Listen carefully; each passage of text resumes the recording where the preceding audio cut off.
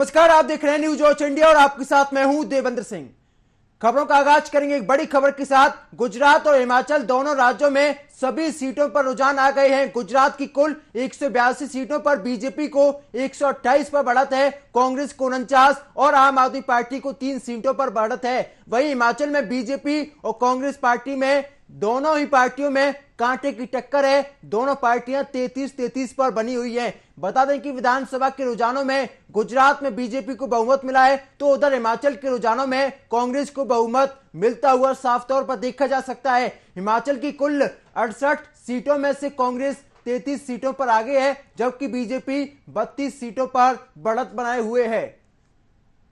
तो गुजरात हिमाचल में किसकी सरकार बनेगी, सुबह से यहां पर काउंटिंग जारी है। और साथ ही साथ आपको जानकारी दे दें कि पल पल में हिमाचल की बात करें, गुजरात की बात करें, गुजरात में बीजेपी साफ तौर पर सरकार बनाती हुई देखी जा सकती है, लेकिन हिमाचल की बात करते हैं, दोनों ही पार्टियों में टक्कर है। इस बार की बात करें तो हिमाचल में बीजेपी 34 सीटों पर आगे है, कांग्रेस 31 पर। तो वहीं आम आदमी पार्टी वहां पर खाता भी नहीं खोल पाई है।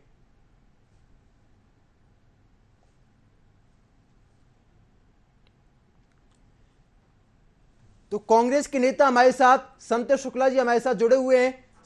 सर, आपका स्वागत है न्यूज वॉच इंडिया पर।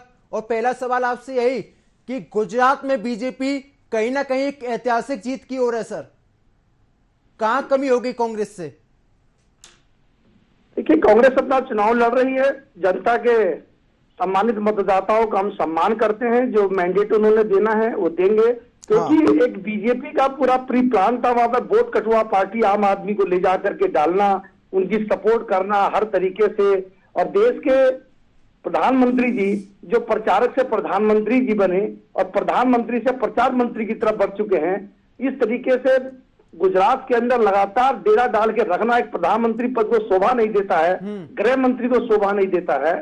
और उन्होंने पूरी ताकत झोंक रखी है, तन मन धन की पूरी ताकत झोंक रखी है कांग्रेस के प्रति। कांग्रेस से उनको बहुत ज्यादा खतरा नजर आ रहा है 24 के अंदर। 24 में निश्चित रूप से कांग्रेस पार्टी सरकार बनाने जा रही है। उससे दहशत खा करके भारतीय जनता पार्टी अपनी स्ट्रेटजी के तहत गुजरात के अंदर माननीय प्रधानमंत्री जी, गृह मंत्री जी, तन मन धन पूरे देश के समस्त नेताओं को उन्होंने ले जाकर के एकत्र किया हुआ गुजरात के अंदर। और इतना आप देखिए, 8 सीटों पर अभी लीड कर रही है आम आदमी पार्टी गुजरात के अंदर जी। ये सिर्फ वोट काटने के लिए उनको लेकर के गए, किसी प्रकार कांग्रेस ना आ जाए, किसी प्रकार कांग्रेस ना आ जाए। ठीक है, इनको दहशत कांग्रेस से, अभी स्टेट लेवल का इलेक्शन है, इनको केंद्र की चिंता बहुत ज्यादा। केंद्र में कांग्रेस पार्टी आने वाली है निश्चित रूप से। ठीक है सर, यही आपने गुजरात में कहा था, यही आपने हिमाचल में कहा था, यही आपने एमसीडी में कहा था। प्रदीप जी हमारे साथ जुड़े हुए हैं, बीजेपी के नेता। स्वागत है सर आपका न्यूज वॉच इंडिया पर। हिमाचल की बात करें सर, हिमाचल में बीजेपी और कांग्रेस में जोरदार टक्कर है।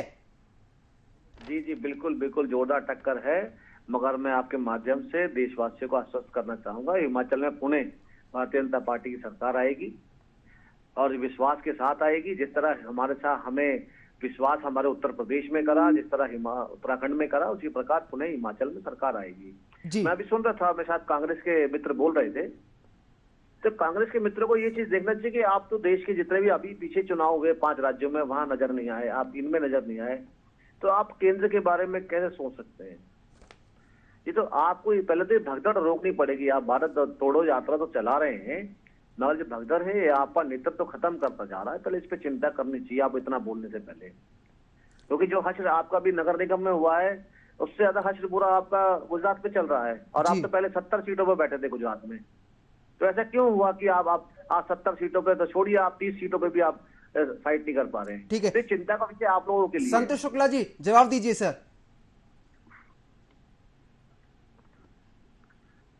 बात करें 27 सीटों में कांग्रेस लीड कर रही है, इसका आगे बहुत ज्यादा तेजी से बढ़ने वाला है, इसे निश्चित रहे। हिमाचल के अंदर हमारी सरकार बनने जा रही है।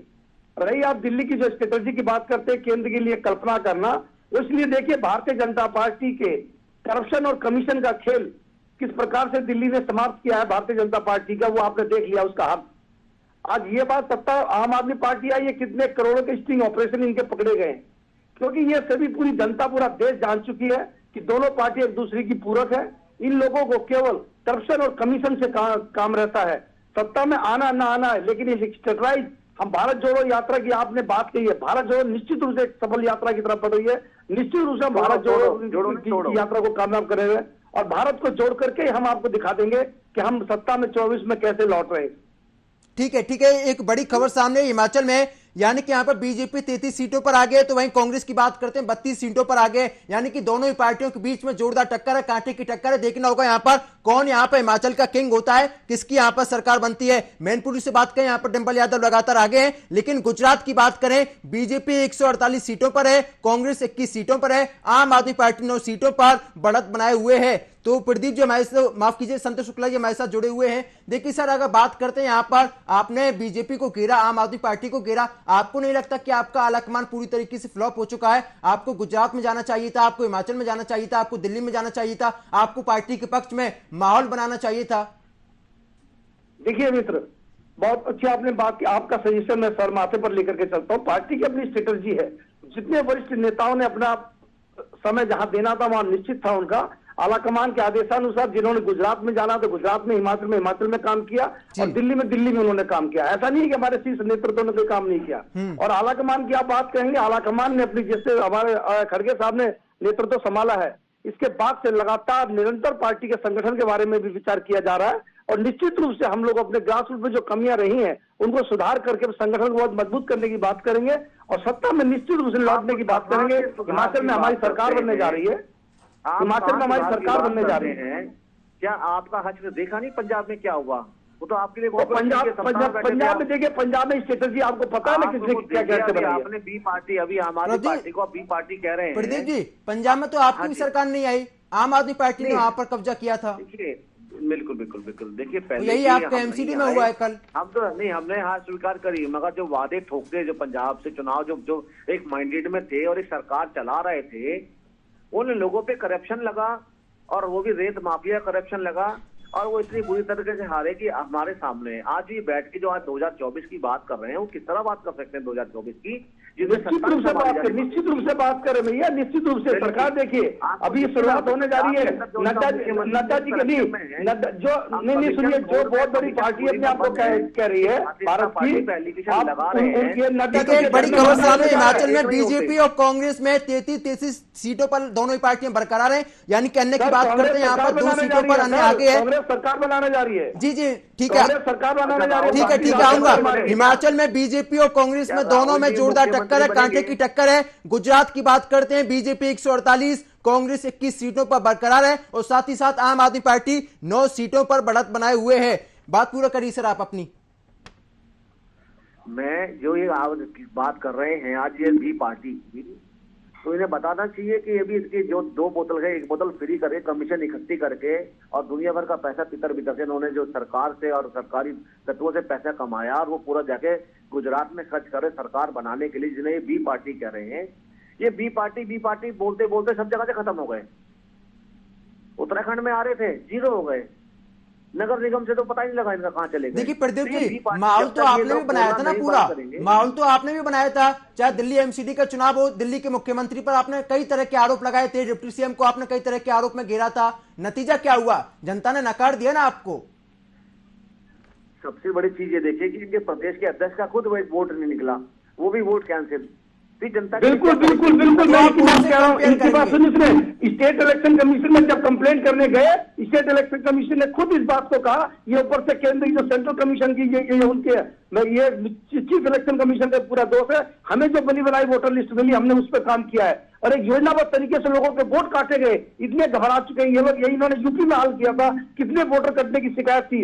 ये केंद्र के इशारे पर ये सब चीफ इलेक्शन कमीशन करता है। कितनी घटिया स्ट्रेटजी। संतोष शुक्ला जी, हिमाचल में आपकी सरकार आती हुई देखी जा सकती है, तो उसको लेकर आप क्या कहेंगे? क्या वहां पर भी कोई गड़बड़ हुई है?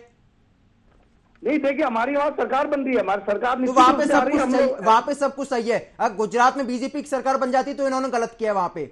नहीं मैं तो कह रहा हूँ, वहाँ एंटी जो उनकी अपनी स्ट्रेटजी, उन्होंने जो तन मन धन का सदुपयोग कर रहे हैं वहां पर, वो जनता के मैंडेट को हम स्वीकार करेंगे। लेकिन हम कह रहे हैं हर पार्टी अपना चुनाव लड़ रही है, हम पूरे चुनाव लड़ रहे हैं, इनके मुकदमे खोल रहे हैं, तो जनता के मैंडेट को हम सम्मान दे रहे हैं भाई साहब।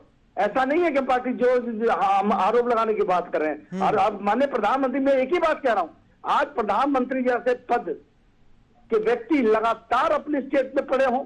अब मैं देश के अंदर इतने लंबे चुनाव हो चुके हैं, आपने भी देखे होंगे कि आज कोई प्रधानमंत्री एक प्रचार मंत्री के तरीके से काम कर रहे हैं, गृह मंत्री प्रचार मंत्री के तरीके से काम कर रहे हैं। ये क्या इससे मतलब इनके अपने विधायकों को भरोसा नहीं, अपनी सरकार में भरोसा नहीं, अपने कामों पे विकास पे इनको भरोसा नहीं है। इनको दहशत हुई कांग्रेस पार्टी से कि ये वो कदवा पार्टी आम आदमी पार्टी को ले जाकर के वहां खड़ा कर दिया और उसको सपोर्ट कर रहे हैं। संतोष शुक्ला जी, आपकी पार्टी को किसी ने रोका है क्या? आप राहुल गांधी को उतारिए, प्रियंका गांधी को उतारिए, सोनिया गांधी को उतारिए, तमाम नेता हैं आपके पास, उतारिए उनको मैदान में।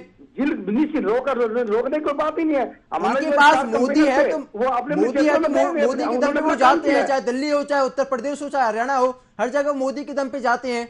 आपके पास कोई तो होना चाहिए। देखिए हमारे पास हमारे नेता है नहीं क्या? राहुल जी हमारे नेता हैं, अभी हमारे साथ खड़गे जी बने। गुजरात में कितनी रैलियां की उन्होंने? राहुल गांधी ने कितनी रैली की है सर? देखिए वो हमारे जो सीनियर नेता लगे हुए थे, हमारे शक्ति सिंह गोयल जी निरंतर वहां संपर्क में दिल्ली के प्रभारी भी रहे हैं, इसलिए निरंतर उनके साथ सीनियर टीम लगी हुई है। जो संगठन का आदेश भी मानना जरूरी होता है। ठीक है, हिमाचल में कांग्रेस पार्टी बढ़त बनाए हुए 34 सीटों पर आगे चल रही है और साथ ही साथ बीजेपी की बात करते हैं, यहाँ पर 32 सीटों पर आगे है। यानी कि हिमाचल में कहीं ना कहीं कांग्रेस पार्टी बेहद ही आगे है। दोनों ही पार्टियों में जोरदार टक्कर देखने को मिल रही है। गुजरात की बात करते हैं, बीजेपी 145 सीटों पर है, कांग्रेस पार्टी ने यहां पर बढ़त बनाई है, 24 सीटों पर आगे चल रही है। आम आदमी पार्टी 4 सीटों पर बरकरार है। संतोष शुक्ला जी बात पूरा करिए। जी मैं आपसे ये कहना चाह रहा हूं कि हमारे शीर्ष नेतृत्व के अपने एक संगठन के आदेश चलता है। ऐसा नहीं कि यहाँ पे 1 मैन और 2 मैन आर्मी की पार्टी चल रही है। पूरा देश जान रहा है। दिल्ली में जो मैंडेट दिया नगर निगम के अंदर, इनके कमीशन ऑफ करप्शन पे मैंडेट दिया। ये पूरा संदेश अभी लोकसभा के इलेक्शन में आप देखिए, इसका असर देखेंगे आप। अभी हिमाचल में आप इसका असर देख रहे हैं। गुजरात की आप जब बात करें, ठीक है, स्टेट की बात है, जनता ने जो मैंडेट दिया उसको हम भी स्वीकार करेंगे, कोई दिक्कत नहीं है। लेकिन अभी इंतजार का तो आप वेट करिए, इंतजार में देखिए हम कहां से कहां इसको बढ़ने वाले हैं। अभी अलग इलाकों की बात है, परिणाम हमारे पक्ष में आने वाला है, गुजरात के अंदर भी आने वाला है। निश्चित रूप से रूबरू होना चाहिए, सच्चाई से रूबरू आदमी को होना चाहिए। देश और दुनिया आपको और मेरे को सुन रही है।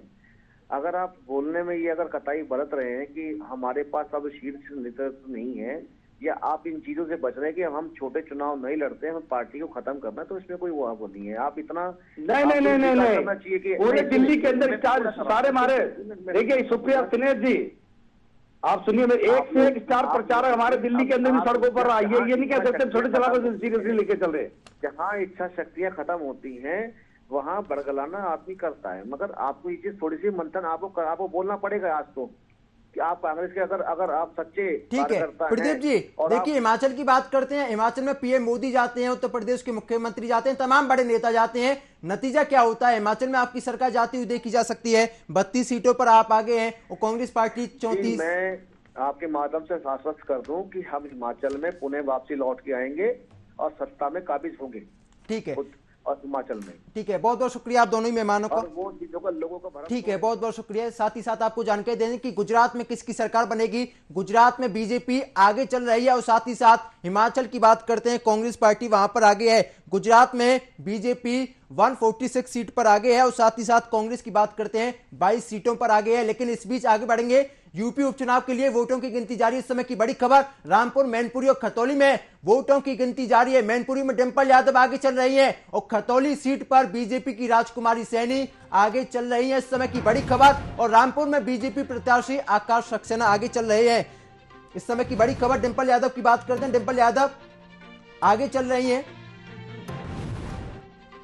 तो इस समय की बड़ी खबर आपको दी जा रही है मैनपुरी से, जहां पर डिंपल यादव आगे चल रही है। और साथ ही साथ आपको जानकारी दे दें कि सुबह से यहां पर काउंटिंग जारी है और काउंटिंग में बीजेपी और समाजवादी पार्टी में जोरदार टक्कर देखने को मिली है। इस समय की बड़ी खबर, मैनपुरी से डिंपल यादव आगे हैं और लगातार आगे चल रही है डिंपल यादव। सुबह से बात करते हैं रघुराज साक्य, डिंपल यादव के सामने कहीं भी मैदान में टिकते हुए नहीं देखे गए हैं, लेकिन यहां पर डिंपल यादव पूरी तरीके से फ्रंट फुट पर हैं। तो साथ ही साथ रामपुर की बात करते हैं, बीजेपी प्रत्याशी आकाश सक्सेना आगे चल रहे हैं। रामपुर वही किला है, वही गढ़ है जिससे आजम खान अपना गढ़ कहते हैं। आजम खान यहां पर लगातार चुनाव लड़ते हैं और लगातार चुनाव जीत भी जाते हैं। लेकिन बात करते हैं यहां पर मैनपुरी की, जहां पर डिंपल यादव आगे चल रही हैं। तो इस समय की बड़ी खबर आपको दी जा रही है, डिंपल यादव लगातार आगे चल रही हैं। इस समय की बड़ी खबर, और रामपुर में बीजेपी प्रत्याशी आकाश सक्सेना आगे चल रहे हैं। तो यूपी उपचुनाव के लिए वोटों की गिनती जारी है। सुबह से यहां पर काउंटिंग जारी है और साथ ही साथ शुरुआत से मैनपुरी से डिंपल यादव आगे चल रही है। हालांकि रामपुर की बात करते हैं, रामपुर में कहीं ना कहीं बीजेपी आगे साफ तौर पर देखी जा सकती है।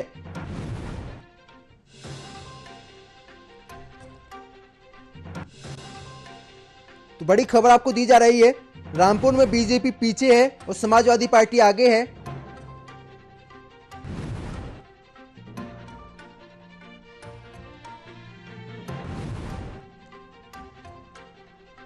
और मैनपुरी की बात करें, मैनपुरी में भी बीजेपी पीछे चल रही है और समाजवादी पार्टी आगे चल रही है। तो यानी कि समाजवादी पार्टी यहां पर अच्छा प्रदर्शन करती हुई साफ तौर पर देखी जा सकती है, क्योंकि यहां पर समाजवादी पार्टी के मुखिया अखिलेश यादव ने पूरा दमखम झोंका था। खतौली की बात करते हैं, यहां पर बीजेपी पीछे है और समाजवादी पार्टी आगे, यानी कि तीनों की तीनों सीटों पर समाजवादी पार्टी ने कब्जा किया हुआ है। तीनों ही सीटों पर समाजवादी पार्टी आगे है और बीजेपी बैकफुट पर है। इस समय की बड़ी खबर, मैनपुरी में बीजेपी पीछे और साथ ही साथ खतौली की बात करते हैं, वहां पर भी बीजेपी पीछे है, समाजवादी पार्टी आगे है। रामपुर की बात करें, जहां पर बीजेपी प्रत्याशी पीछे हो गए हैं और समाजवादी पार्टी आगे है। इस समय की बड़ी खबर। तो यूपी उपचुनाव के लिए वोटों की गिनती जारी है। रामपुर, मैनपुरी और खतौली में वोटों की गिनती सुबह से ही जारी है और तीनों ही सीटों पर समाजवादी पार्टी बढ़त बनाए हुए है।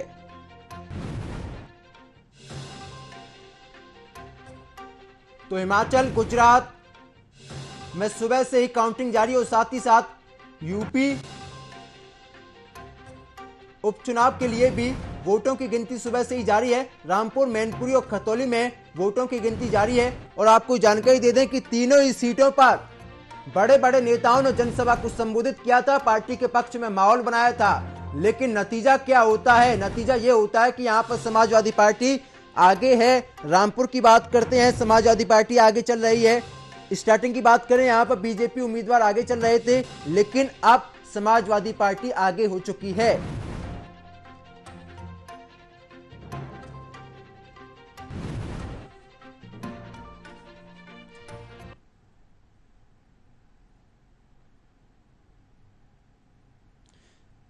तो ज्यादा जानकारी के साथ मेरी सहयोगी खतौली से तस्लीम राणा मेरे साथ जुड़े हुए हैं। तस्लीम, बात करते हैं, क्या कुछ अपडेट है आपके पास? यहाँ पर कहीं ना कहीं समाजवादी पार्टी आगे है, बढ़त बनाए हुए है। जी बिल्कुल, देखिए जिस तरह से जनता ने वोट किया था, आज सवाल वही है कि क्या राजकुमार सैनी के सर पर बंधेगा ताज या फिर मदन भैया आप बनेंगे सरताज? यही सवाल आज है जो समर्थक इंतजार कर रहे हैं। तमाम जो मतदाता हैं वो लगातार टीवी को, अखबारों को पढ़ रहे हैं, आखिर कौन आगे चल रहा है। तो न्यूज वॉच इंडिया अब यही तमाम अपडेट देगा। इस वक्त की अगर बात करें तो अब फिलहाल राजकुमारी सैनी पीछे हो गई हैं, खुद मदन भैया आगे हैं। तो स्टार्टिंग की अगर शुरुआत की रुझानों की बात करें तो शुरू में राजकुमारी सैनी आगे थी और मदन भैया पीछे थे। तो लेकिन अब मदन भैया आगे हो गए हैं और राजकुमारी सैनी पीछे है। इस वक्त की बड़ी खबर हम आपको दे रहे हैं। और वहीं बता दें, तीनों ही सीटों पर गठबंधन प्रत्याशी हो या समाजवादी पार्टी के प्रत्याशी हो, फिलहाल का अपडेट यही आ रहा है कि आगे चल रहे हैं। ऐसे में बीजेपी बैकफुट पर दिखती नजर आ रही है, क्योंकि उपचुनाव को कहीं ना कहीं जो तमाम पार्टियां थी एक प्रतिष्ठा से जोड़ रही थी। तो देवेंद्र की अहम बात ये भी बता दूं कि यहाँ पर जो ये खतौली का उपचुनाव था, खतौली का उपचुनाव मान सम्मान की लड़ाई माना जा रहा था। यहाँ पर एक तरफ चौधरी जैन सिंह इसको मान सम्मान से जोड़कर देख रहे थे, तो दूसरी तरफ बीजेपी के प्रदेश अध्यक्ष भूपेंद्र चौधरी और तमाम जो डिप्टी सीएम थे वो लगातार यहाँ दौरा कर रहे थे। मान सम्मान से जोड़कर ये चुनाव देखा जा रहा था।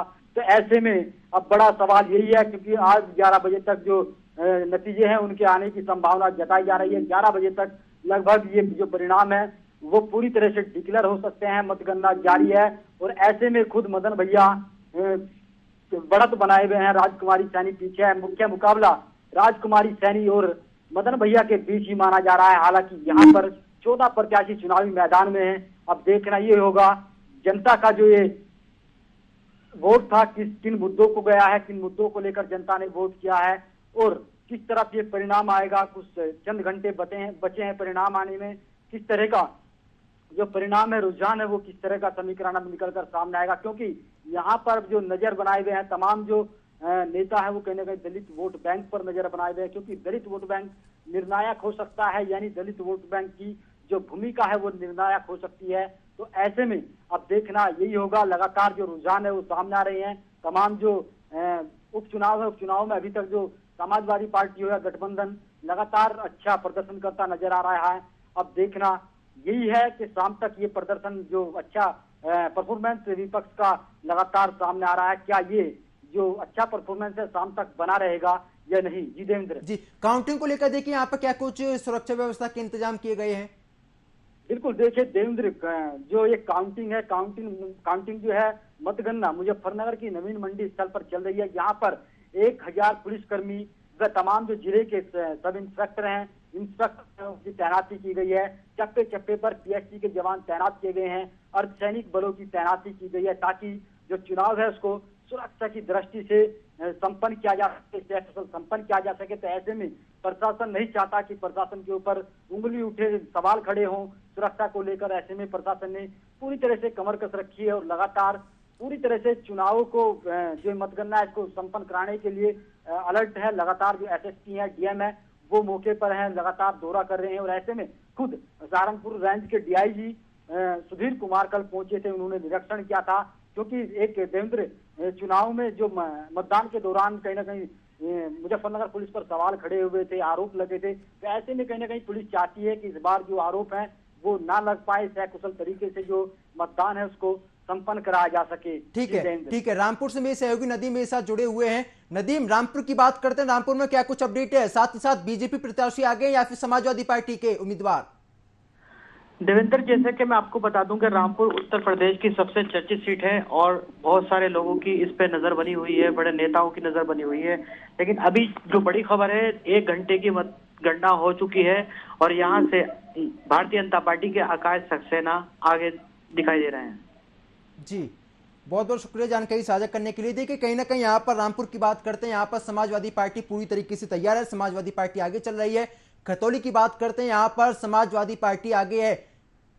तो मैनपुरी से मेरे सहयोगी मनीष मेरे साथ जुड़े हुए हैं। मनीष, बात करते हैं, देखिए यहाँ पर उत्तर प्रदेश के मुख्यमंत्री हो, डिप्टी सीएम हो, लगातार तमाम नेताओं ने यहाँ पर दावा किया था कि मैनपुरी में बीजेपी जीतेगी, लेकिन कहीं ना कहीं मैनपुरी में समाजवादी पार्टी अपने किले को बचाती हुई देखी जा सकती है। जी जी जी, अभी तक मैं आपको बता दूं ओवरऑल 32,200 वोटों से डिम्पल यादव आगे चल रहे हैं। जी, देखिए जी, सुरक्षा व्यवस्था के क्या कुछ इंतजाम किए गए हैं वहां पर? जी, मैं आपको बता दूं 3 लेयर सुरक्षा व्यवस्था है। यहाँ पर जो है न किसी पार्टी का कोई कार्यकर्ता जुलूस वगैरह के लिए आया हुआ है, क्योंकि शासन के निर्देशानुसार अभी बैन कर रखा है, कोई जुलूस नहीं निकलेगा और कड़ी सुरक्षा व्यवस्था के मतगणना का कार्य चल रहा है। जी, रघुराज शाक्य की बात करते हैं, उनका क्या कुछ यहाँ पर प्रदर्शन रहा? उनको कितनी वोटिंग हुई अभी तक?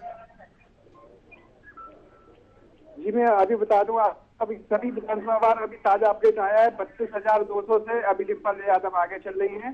अभी थोड़ी देर पहले अपडेट आया था जसवंत नगर से भी आगे चल रही थी, बेनपुरी से 68 वोटों से आगे चल रही थी। लेकिन अभी ओवरऑल जो बात करी जाए तो ओवरऑल 32,200 वोटों से आगे चल रही है। ठीक है, बहुत बहुत शुक्रिया जानकारी साझा करने के लिए। तो तीनों ही सीटों की बात करते हैं, यहाँ पर समाजवादी पार्टी आगे चल रही है, बीजेपी के जो उम्मीदवार हैं वो पूरी तरीके से बैकफुट पर यहाँ पर नजर आ रहे हैं। तो मेरे साथ फिलहाल इतना ही, नमस्कार।